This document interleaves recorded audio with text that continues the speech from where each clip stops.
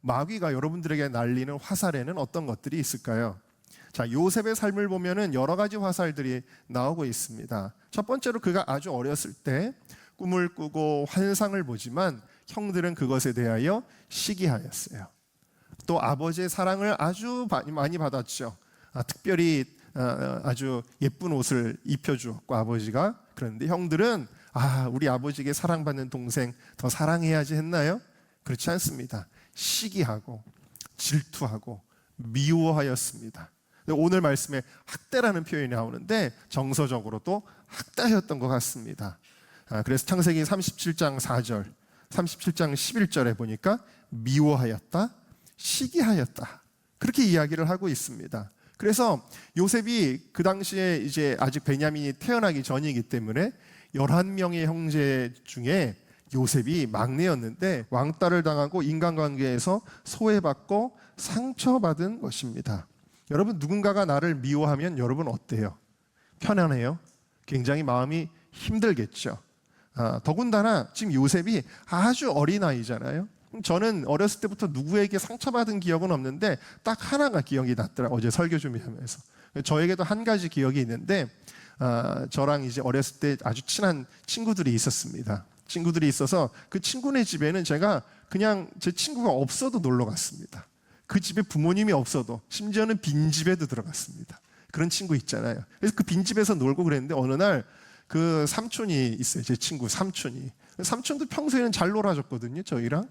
그런데 그날따라 어느 날 갑자기 저를 너무 무섭게 야단을 치는 거예요. 근데 저는 그때 내가 도대체 뭘 잘못했는지 전혀 무슨 말인지도 모르겠어요. 내가 잘못한 게 아무것도 없는데 갑자기 들이닥치셔가지고는 저한테 막 무서운 표정으로 화를 내시는데 그게 저한테 트라우마가 됐어요.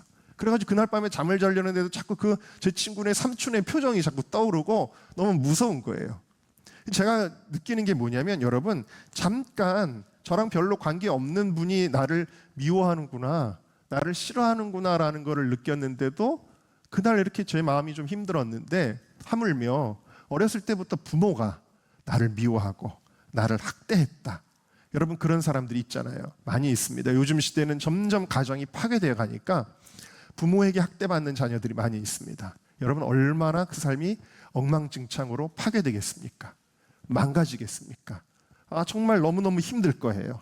혹은 나를 가장 사랑해줘야 되는 형제들이 요셉과 같이 나를 미워하고, 혹은 나를 가장 사랑해줘야 되는 동급생들이 나를 미워하고 나를 조롱하고 왕따시킨다면, 그것도 한두 번이 아니라 하루 이틀이 아니라 그런 삶이 지속된다면 그러면 그 삶이 얼마나 괴롭고 힘들겠습니까?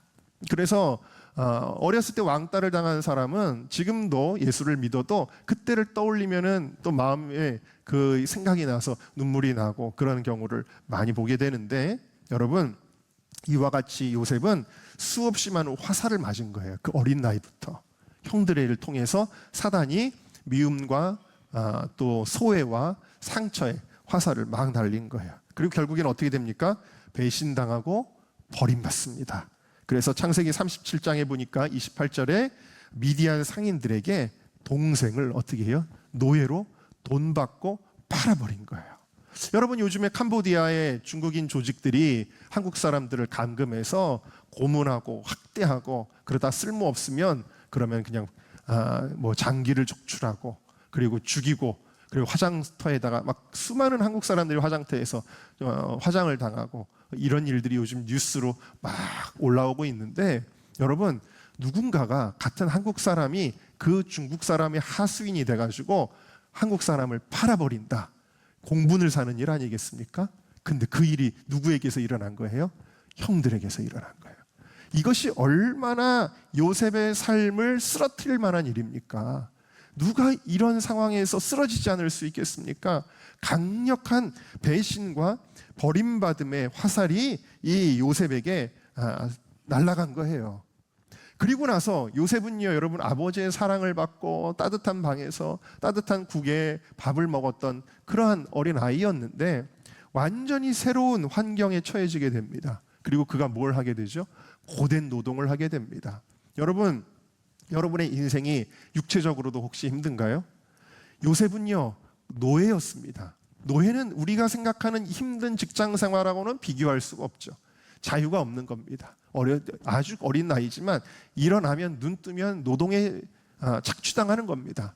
그런 노예 생활을 어린아이가 한 거예요. 어린아이가 아주 힘든 일들을, 노동을, 막노동을 막 했을 거라는 이야기입니다.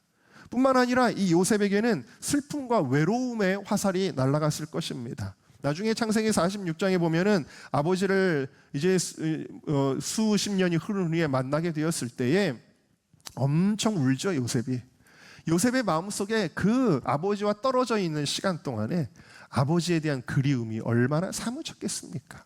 그리고 아무도 나를 알아주는 사람 없고 내 친구도 없고 정말 외로웠을 겁니다.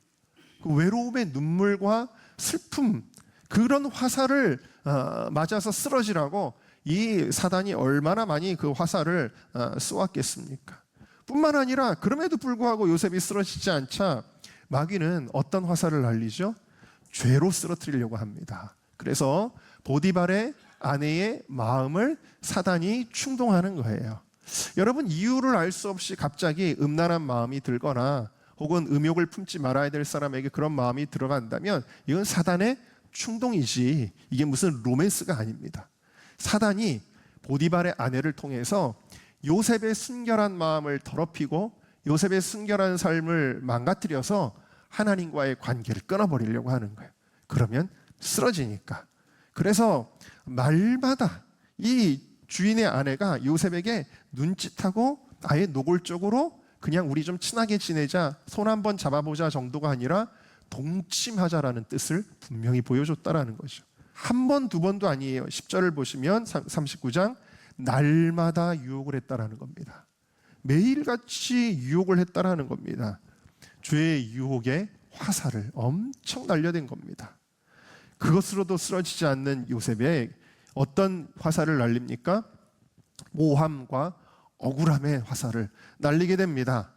이 여인이 결국에는 이 요셉에게 죄를 뒤집어 씌우죠. 자기가 유혹해놓고는 거꾸로 요셉이 나를 겁탈하려고 했다라는 죄를 뒤집어 씌우고, 요셉은 그동안에 그렇게 순전한 삶을 살아왔음에도 불구하고 성추행을 저지른 사람의 부끄러운 죄를 뒤집어 쓰고, 세상에서 가장 부끄러운 죄는 성적인 죄가 아니겠어요? 근데 이런 죄를 뒤집어 썼다, 내가 실제로 행했다 그러면 차라리 그래 내가 죄를 졌으니까 조롱받는 게 당연하지 라고 하겠지만, 죄도 짓지 않은 사람이 강간 미수범이라는 죄명을 뒤집어 썼으니 이 얼마나, 야 저 사람 집사라 그러더니 권사라 그러더니 장로라 그러더니 목회자라 그러더니 저런 죄를 지었네, 얼마나 창피합니까? 그런 억울함을 당한 거예요. 그런 억울함을 당했을 때 정말 그 누가 쓰러지지 않을 수 있을까요? 요셉을 쓰러뜨리려고 정말 강력한 화살들이 계속 날아오고 있는 것을 우리는 보게 되어집니다. 그리고 그가 떨어지게 된 감옥은 편안한 곳인가요? 시편 105편 18절에서 19절을 보니까 요셉의 발에 착고가 차여져 있었다라는 거예요. 그의 몸이 쇠사슬에 매여져 있었다라는 것입니다. 얼마나 비참합니까? 요셉이 그냥 감옥에 들어간 것도 아니고 발에 착고가 채워지고 손에 또 이 수갑 같은 게 채워지고 몸에 쇠사슬이 매여 있는 겁니다.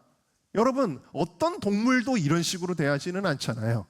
그런데 요셉은 이와 같이 이 감옥 속에서 연단을 받았다라고 그렇게 이야기를 하고 있는 겁니다.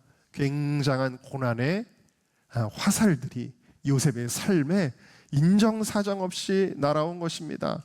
그가 그렇게 자기가 힘든 중에도 남을 돌아보는 사람, 여러분 요셉은 참 대단한 사람이에요. 남을 돌아보는 사람, 자기가 고난당할 때에도. 이게 굉장히 하나님의 은혜를 받는 비결인데, 여러분 내가 고난을 심하게 받으면 남을 돌아볼 겨를이 없어요. 나한테 그런 얘기 하지 마세요. 지금 내 몸 하나 추리기 힘들어요. 우리 보통 그러거든요. 근데 요셉은요, 그 가운데도 술 맡은 관원장, 떡 맡은 관원장의 고민을 들어주고 그들의 꿈을 해몽해주는 그런 사람이었거든요. 여러분, 그런데도 불구하고 술 맡은 관원장이 요셉의 은혜를 기억하지 못하지 않습니까? 그래서 바로 왕에게 이야기해 줘야 되는데 새까맣게 까먹어요. 그리고 자기만 풀려나면 끝이에요. 그래서 요셉이 그 술 맡은 관원장의 꿈을 해몽해 준 이후에도 무려 2년이라는 세월이 더 흘러가요. 그러니까 요셉의 삶에는 이런 절망적인 상황, 아무리 기다려도 끝이 없는 인내의 시간들이, 그러니까 요셉이 팔려가서 나중에 총리가 될 때까지의 시간이 13년이었거든요. 이 13년의 시간 동안 요셉은 수없이 많은 고난의 화살을 맞았다. 그런데 이 화살을 날린 목적이 무엇이었느냐? 요셉의 삶을 쓰러뜨리기 위해서였다 라는 것입니다. 자, 그런데 여러분, 요셉이 이 화살에 맞아 쓰러졌나요? 죽었나요? 아니요. 요셉은 건재했습니다. 오히려 어떻게 됐나요? 자, 24절을 같이 읽어보겠습니다. 시작. 요셉의 활은 도리어 굳세며 그의 팔은 힘이 있으니 이는 야곱의 전능자 이스라엘의 반석인 목자의 손을 힘입음이라. 아멘. 요셉의 팔은 더욱더 강해졌다라는 것입니다. 할렐루야. 요셉의 팔은 더욱 강해졌다. 요셉이 형들을 죽이려고 했는데 어떻게 된 거예요? 요셉이 오히려 승리하잖아요. 나중에 어떻게 됩니까? 요셉이 어렸을 때 꾸었던 꿈처럼 요셉의 형들이 요셉의 앞에 절하잖아요. 곡식어 들어왔다가 요셉이 높임을 받게 되어지지 않습니까? 보디발의 아내가 중상모략을 했죠. 그리고는 보디발이 화가 나가지고 저놈을 감옥에 쳐넣어라 했었죠. 나중에 어떻게 됐을까요? 성경에 나와 있지는 않지만 총리 된 요셉 앞에 무릎 꿇었을 거예요. 보지 않아도 뻔한 이야기입니다.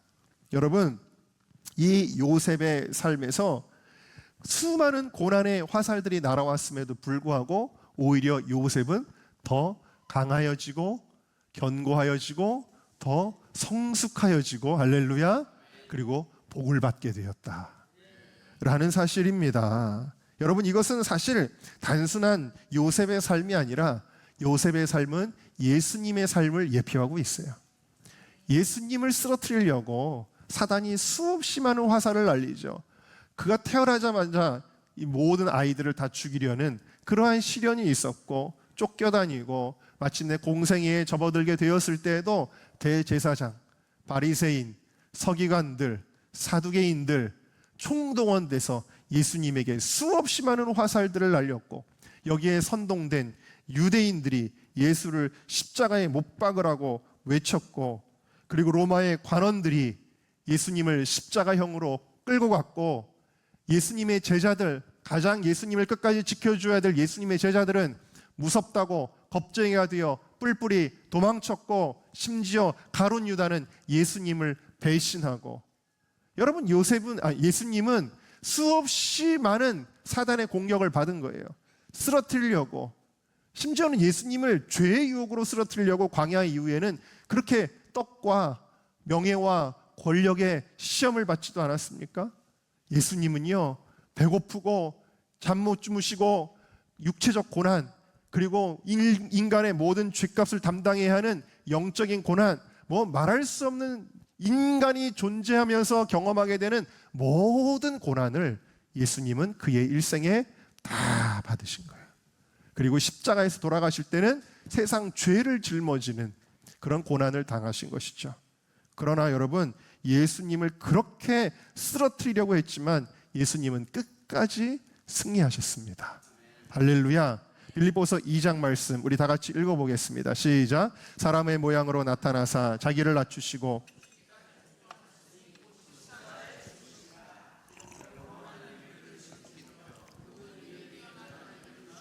하늘에 있는 자들과 땅에 있는 자들과 땅 아래에 있는 자들로 모든 무릎을 예수의 이름에 꿇게 하시고 모든 입으로 예수 그리스도를 주라 시인하여 하나님 아버지께 영광을 돌리게. 바로 왕이 성부 하나님의 위치에서 마치 요셉을 총리로 세운 것처럼 하나님께서 예수 그리스도를 높여주셔서 요셉의 형들도, 그리고 요셉을 모함했던 보디발의 아내도, 또 보디발도, 수많은 이 애굽의 모든 관직들과 백성들이 요셉 앞에서 엎드리지 않습니까? 예수님은 이와 같이 모든 이름 위에 뛰어난 이름이 되셨다라는 거예요. 네. 그래서 여러분, 어떤 사람은 고난을 받으면, 다시 말하면 화살에 맞으면 쓰러지는 사람이 있어요. 화살에 맞고 나는 이제 살 소망이 없어. 나에게는 힘이 없어. 나는 살아갈 용기가 없어. 그러면서 어떻게 된다라는 거예요? 화살에 맞고 쓰러진다라는 거예요. 오늘도 여러분 혹시 이 자리에 나오실 때 나 쓰러질 것 같아 하는 마음으로 나오신 분이 있을지 몰라요. 나는 이제 더 이상은 못 견디겠어. 이게 내 한계야 라고 쓰러지려는 사람들이 있을 수 있어요. 그런데 어떤 사람은 화살을 맞고도 오히려 강하게 일어나고 오히려 더 높아지더라. 더 하나님의 복을 받더라 라는 사실입니다. 자, 이것에 대하여 야고보서 1장은 이렇게 말씀하십니다. 같이 읽어볼까요? 시작. 내 형제들아, 너희가 여러 가지 시험을 당하거든 온전히 기쁘게 여기라. 이는 너희 믿음의 시련이 인내를 만들어내는 줄 너희가 알미라. 인내를 온전히 이루라. 이는 너희로 온전하고 구비하여 조금도 부족함이 없게 하려 함이라. 자, 무슨 얘기예요? 사단은 우리를 쓰러뜨리려고 화살을 날리지만 하나님의 손에 붙잡혀 있는 사람들에게는 이것이 연단이 된다라는 거예요. 훈련이 된다. 혹은 하나님의 사랑을 더 깊이 체험하는 통로가 되어진다. 하나님이 복을 주시는 새로운 지경의 확장이 되어진다. 그래서 이거를 가리켜 성경에서는 쓸데없는 일, 경험해서는 안 되는 일, 이상한 일이 아니라 이 모든 것들이 우리 믿음의 시련이 인내를 만들고 이것을 통해 우리로 하여금 하나님의 축복을 온전하게 구비하여 부족함이 없도록 받게 하는 것이 되어진다. 베드로전서 1장 6절을 읽어보겠습니다. 시작. 그러므로 너희가 이제 여러 가지 시험으로 말미암아 잠깐 근심하게 되지 않을 수 없으나 너희 믿음의 확실함은 불로 연단하여도 없어질 금보다 더 귀하여 예수 그리스도께서 나타나실 때에 칭찬과 영광과 존귀를 얻게 하려 함이요. 그러니까 우리 인간이 연약하니까 때로는 화살을 맞으면 그때 잠깐 흔들릴 수는 있다라는 것이죠. 그러나 우리의 믿음이 확실할 때 하나님은 우리의 믿음을 금보다 더 존귀하게, 여러분들의 삶을 보석보다 더 아름답게 만들어 주실 것이다 하는 거예요. 자, 욥기 가장 고난을 많이 겪은 사람은 요셉도 아마 요셉이 성경에서 2등이라면 1등은 욥이 될 텐데 욥의 고백을 한번 읽어보겠습니다. 시작. 그러나 내가 가는 길을 그가 아시나니 그가 나를 단련하신 후에는 소모적이고 쓸데없고 내가 경험하지 말았어야 되는 고난이라고 고백하지 않고 이 모든 고난을 통해 내가 정금같이 나올 것이다 라고 그렇게 고백을 하고 있는 것입니다. 여러분, 그렇게 요셉은 승리한 거예요. 정금같이 된 것입니다. 요셉은. 그러면 요셉은 어떻게 이렇게 승리할 수 있었는가? 거기에는 두 가지 비결이 있습니다. 첫 번째, 같이 읽어볼까요? 시작. 하나님의 도우심 혹은 하나님의 은혜라고 할 것입니다. 자, 24절을 보시면 목자의 손을 힘입음이라. 목자의 손을 힘입음이라. 25절을 보니까 하나님께로부터 말미암았다. 내 아버지 하나님께로부터 말미암았다. 그 하나님이 너를 도우실 것이요. 전능자로 말미암았다. 그랬습니다. 여러분, 활은 전투의 무기인데 활을 맞을 뿐만 아니라 오늘 말씀을 보시면요, 요셉의 활은 더욱 강하여져서 그랬잖아요. 요셉도 이제 활을 쏘는 거예요. 근데 요셉에게는 사실 힘이 없는데 요셉도 더욱 강하게 맞섰다라는 건데 어떻게 활을 쏠 수 있었을까요? 목자의 손을 힘입어. 사진 하나 보여주실래요? 네, 여러분, 이 어린아이는 이 활을 당길 힘이 없는 거예요. 이 고난을 견뎌낼 힘이 없는 거예요. 원수와 맞서 싸워 영적 전쟁에서 승리할 힘이 없는 거예요. 그런데 여러분, 우리 하나님 아버지께서 우리 눈에 보이지는 않지만 우리의 손을 같이 붙잡으셔서 활을 당기게 하신다라는 거예요. 할렐루야, 아멘. 여러분, 우리의 힘으로 고난을 이길 수 없는 거예요. 하나님의 은혜로 이기는 것입니다. 그래서 하나님의 도우심을 구하는 여러분들이 되시기를 주님의 이름으로 축복합니다. 여러분, 요셉이 다시 당겨서 쏘아 올리는 이 화살은요, 정말 놀라운 거예요. 왜냐? 마귀는요, 형들의 미움의 마음으로 충동하여 화살을 날렸는데 요셉은 어떻게 날리냐면 형들을 향한 사랑의 화살을 날립니다. 그것으로 이깁니다. 형들이 그렇게 동생을 구박하고 조롱하는데도 형들 아버지 심부름 형들을 챙겨주려고 심부름 가지 않습니까? 여러분, 요셉의 형들은 요셉을 버렸잖아요. 노예로 팔아버렸잖아요. 그런데 요셉은 어떻게 합니까? 나중에 형들을 만나서 형들 걱정하지 마세요. 하나님께서 우리 민족을, 우리 가족을 구원하시려고 저에게 고난을 허락하신 거예요.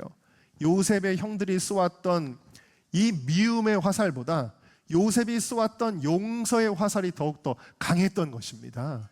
이게 사람의 힘으로 되나요? 여러분, 나를 학대하고 내 인생에 수없이 많은 화살을 날려 나에게 상처를 주었던 사람들에게 여러분들의 힘으로 그것을 이겨낼 수 있나요? 근데 하나님께서 사랑할 수 있게 해주십니다. 할렐루야. 용서할 수 있게 해주십니다. 할렐루야. 그 은혜, 이건 하나님께로부터 말미암는 것이다 라는 거예요. 그래서 고난은 내 힘으로 이기는 게 아니에요. 여러분들이 지금까지 수많은 고난들을 이기며 살아왔을지라도 여러분들의 힘으로 이긴 거 아니에요. 하나님의 은혜와 하나님의 도우심으로 여러분들이 지금까지 고난을 이길 수 있었던 거예요. 마찬가지로 앞으로도 여러분 지금도 고난 당하시는 분들 하나님의 은혜로 이 고난을 이겨내게 될 것입니다.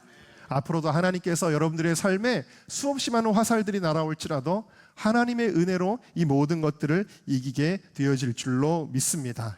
여러분들이 어떤 존재인지 로마서 8장이 이야기하고 있습니다. 읽어보겠습니다. 시작. 누가 우리를 그리스도의 사랑에서 끊으리요? 환난이나 곤고나 박해나 기근이나 위험이나 칼이랴. 자, 우리 쭉 내려가서 37절 읽겠습니다. 시작. 그러나 이 모든 일에 우리를 사랑하시는 이로 말미암아 우리가 넉넉히 이기느니라. 여러분, 내 힘으로 이기는 게 아니에요. 나를 사랑하시는 그 아빠 아버지. 아까 보셨잖아요. 이 아이가 화살을 당기려고 하는데 힘이 딸려요. 부들부들 떨고 있을 때 아버지가 뒤에서 탁 잡아줘요. 화살을 슉 당기게 해준다는 거예요. 넉넉히 이기는 거예요. 여러분, 화살이 내 인생에 안 날라왔으면 좋겠어. 여러분, 그거는 있을 수 없다 그랬잖아요. 여러분들의 인생에 화살은 끊임없이 날라와요.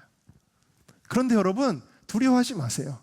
넉넉히 이기기 때문에 그 화살이 화살같이 느껴지지도 않을 정도로 하나님의 은혜와 도우심이 강할 것이다 라는 것입니다. 39절 연이어 읽겠습니다. 시작. 높음이나 깊음이나 다른 어떤 피조물이라도 우리를 우리 주 그리스도 예수 안에 있는 아멘. 저도 제 인생에 큰일 났다, 내가 이대로 죽을 수도 있겠구나 했던 순간이 있었습니다. 그런데 그런 중에도 제가 간증했잖아요. 제가 공황이 심하게 와가지고 너무 어이가 없다. 내가 무슨 암에 걸린 것도 아니고 내가 무슨 교통사고를 당한 것도 아니고 내가 지금 멀쩡한 육체를 가지고 있는데 진짜 이렇게 죽을 수도 있겠다라는 생각이 들면서 너무 고통스러웠을 때에 제 마음 한켠에 어떤 생각이 있는 줄 아세요? 내가 지금은 이렇게 힘들지만 며칠 후 혹은 몇 주 후가 될지는 모르지만 하나님이 나를 건져 놓아 주셨을 거라는 미래의 사건이 믿어지는 거예요. 내가 지금은 정말 어떤 거를 바라봐도 나는 이제 죽을 것 같은데 마음 한켠에서는 뭐라고 말씀하시냐면 네가 지금은 힘들지만 이 시간이 지나고 나서 내가 구원받았다 라고 고백하는 시간이 오게 될 거라는 게 믿어지는 거예요. 여러분, 이게 뭐죠? 하나님의 사랑의 줄이라는 거예요. 여러분들을 향해서 눈에 보이지 않아도 하나님의 사랑의 줄이 연결되어 있다라는 것입니다. 그리고 그 줄은 끊을 수 없다. 사단이 이 줄을 끊으려고 수없이 많은 화살을 날리지만 이 하나님의 사랑에서 우리를 끊을 수 없으리라 라고 말씀하시는 것입니다. 두 번째로 우리가 이 고난을 어떻게 이겨낼 수 있느냐 같이 읽겠습니다. 시작. 하나님의 주권에 대한 강한 믿음이다라는 거예요. 자, 이 요셉을 돕는 하나님에 대하여 오늘 본문이 야곱의 전능자, 이스라엘의 반석, 목자의 힘을 힘입어 그리고 이렇게 고난을 이겼다라고 이야기를 하는데 모두 하나님을 가리키는 이름들이죠. 그런데 여러분, 이 이름의 뜻을 한번 볼까요? 야곱의 전능자라는 것은 모든 상황을 주관하시는 하나님이라는 뜻이에요. 모든 상황을 컨트롤하시는 하나님, 계획하시고 주관하시고 하나님의 허락 없이는 여러분 바닷물이 더 이상 밀고 들어올 수가 없는 거예요. 하나님의 허락 없이는 비가 하나님이 명령하신 만큼만 내리는 거예요. 전능하신 하나님이라는 건 뭐냐면요, 우리의 인생에 어떻게 하지? 고난당하는데 내가 도와주고 싶은데 발을 동동 구르는 그런 제한적인 하나님이 아니라 우리 하나님은 모든 것을 주관하시는 주권을 가지고 계신 하나님이라는 것을 여러분들이 믿으시기를 바랍니다. 이스라엘의 반석, 영원히 흔들리지 않는 우리의 보호자 되시는 하나님이시며 목자 되신 하나님 뭐예요? 우리의 인생길, 우리가 길을 잃어버린 어린 양같이 헤매고 있을 때에도 여러분들의 인생을 인도하시는 하나님이시다라는 거예요. 네. 자, 그래서 결국 무슨 얘기냐면요, 여러분, 우리가 어떻게 고난을 이길 수 있냐면, 아까 말씀드렸잖아요. 고난을 받으면 우리는 왜 이런 일이 저에게 일어납니까? 제가 무슨 큰 죄를 지었다고 왜 제 삶에 이런 시련을 허락하십니까? 우리는 그렇게 방황하잖아요. 근데 하나님의, 우리가 그런 상황 가운데서도 하나님의 주권을 믿는 믿음을 갖는 게 이 고난을 이기는 비결이라는 거예요. 이 고난도 하나님의 뜻이 있겠지. 하나님의 뜻이 있을 거야. 이 고난이 나에게 어떤 유익을 줄 거야.